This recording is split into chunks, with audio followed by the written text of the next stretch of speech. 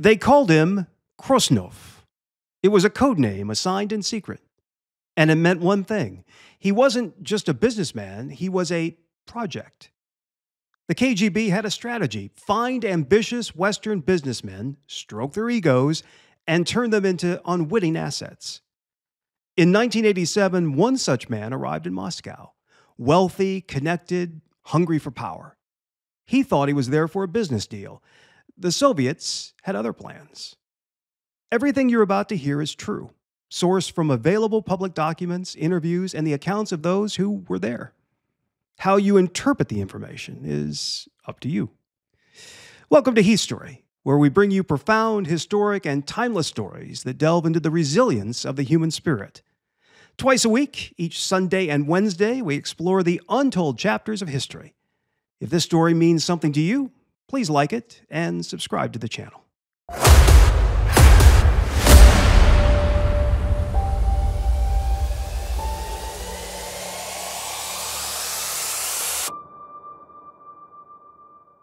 The KGB didn't just recruit spies.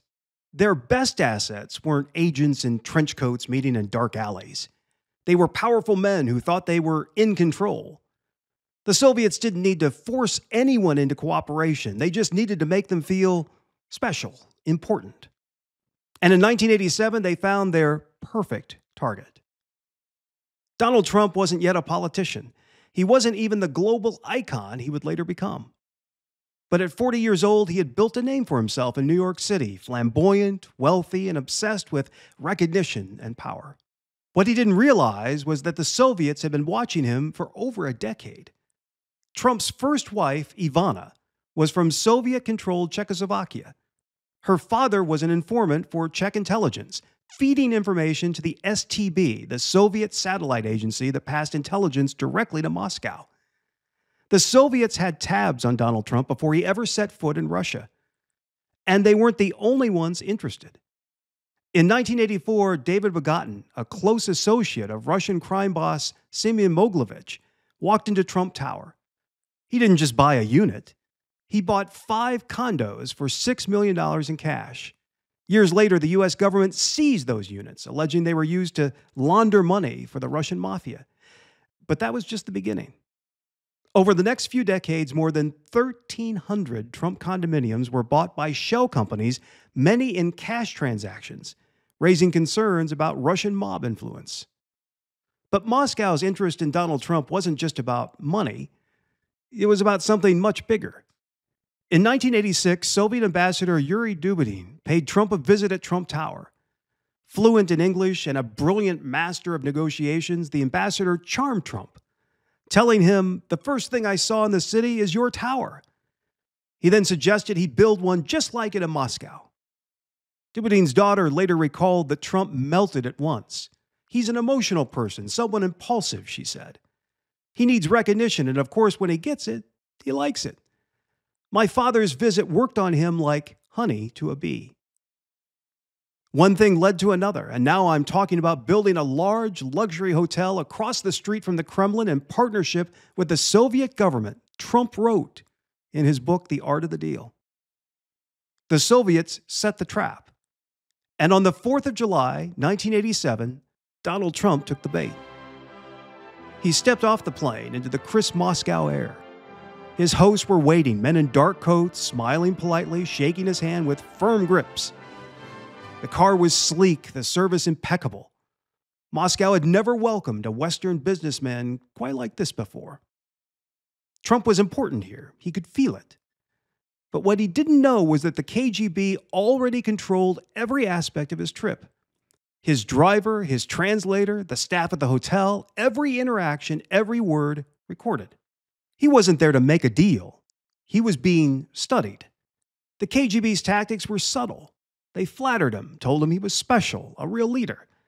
They wined and dined him at elite restaurants, showed him Russia's most exclusive properties, and introduced him to high-ranking officials who hinted at extraordinary business deals and opportunities. But the real test came in the hotel suite. The suite was luxurious, exactly what he expected: marble floors, fine linens, the kind of grandeur reserved for the Soviet nomenklatura, many of whom would later become the nation's oligarchs. Moscow was rolling out the red carpet. But Trump wasn't alone. Somewhere in the walls, microphones were hidden. A camera, maybe two, disguised in the decor. A maid tidying up, moving just a little too carefully, eyes darting to the side before leaving. And then there were the visitors, the ones who arrived at his door uninvited. Beautiful, charming, laughing at his jokes, hanging on to his words. He had been courted before, but never quite like this. What he didn't know was that this moment, right here, might be the most important of his life. According to several former KGB officers, Trump may have been subjected to a honey trap. KGB-controlled prostitutes, or financial bribes, or secretly recorded conversations designed to gather compromising material. Donald Trump left Moscow believing he had made valuable connections. But to the KGB, the real deal wasn't about Trump Tower. It was about Trump himself. Because after that trip to Russia, something really strange happened. Weeks after his return, Trump took out full-page ads in major newspapers attacking America's foreign policy. His talking points? They sounded eerily similar to Soviet propaganda. He questioned NATO, accused allies of taking advantage of the United States, and signaled a shift in foreign policy thinking that aligned intentionally or not with Moscow's interests. Tax wealthy nations, not America, Trump wrote. Let's not let our great country be laughed at anymore. Several years later, as Donald Trump's financial empire crumbled under mounting debt, including up to $1.7 billion owed due to his failing casinos, new opportunities emerged. Once again, they tied him to Russian money. Bayrock, a real estate firm run by former Soviet officials, moved into Trump Tower's 24th floor. The firm was led by Tivikharev, a former Soviet bureaucrat with deep ties to ex-KGB officials and shadowy financial networks, and Felix Sater, a Russian-born businessman who had pleaded guilty to a $40 million stock fraud scheme involving the Russian mafia. Despite that criminal past, Sater had a direct line to Trump. He carried a Trump Organization business card. He worked on Trump-branded deals. He sat in Trump Tower negotiating multi-million-dollar projects. Bayrock structured deals that funneled foreign money into Trump's brand, allowing him to profit off projects without raising capital or investing his own money.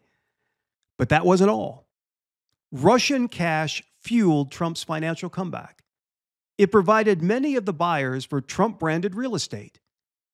The Trump Organization aggressively courted Russian investors, so much so that the area around Trump's Sunny Isles in Florida became known as Little Moscow. And it wasn't just Florida. The Trump Organization pursued multiple projects across former Soviet states seeking deeper financial ties in the region. And then, in what sounds like the plot of a Cold War thriller, a former KGB officer dropped a bombshell. Nearly 50 years after the KGB first started targeting Trump, and as he began his second term as president, a long-buried secret resurfaced. A former Soviet intelligence officer, Alner Musayev, made a stunning claim. During Trump's visit to Moscow, way back in 1987, he had been given a code name inside Soviet intelligence, a name that carried weight, a name that meant something, a name that had been hidden in Soviet archives for decades. That name? Krasnov. In Russian, it means red. Was this name a symbolic choice, a mark of influence, or simply a designation for someone the Soviets believed they could shape to their advantage? According to Musayev, a file that began in the Cold War is now in the hands of a former KGB agent turned president of Russia, Vladimir Putin. What's in that file? Soviet intelligence wasn't just about gathering information. They collected compromat, compromising material that could be used for blackmail or leverage. 3 former KGB officers, all speaking at different times in different places, agree. Trump was targeted in Moscow. And one thing is certain. Somewhere, perhaps deep inside a drawer in Vladimir Putin's desk, the name Krasnov still lingers. And the question remains, what if Trump were to attempt to repay years of loyalty, the single most important trait he has valued since his days of being tutored by the infamous Roy Kahn in Manhattan, perhaps without ever realizing he had been an asset. What would Russia stand to gain? And what price would the world pay for Krasnov? Only history will answer that question.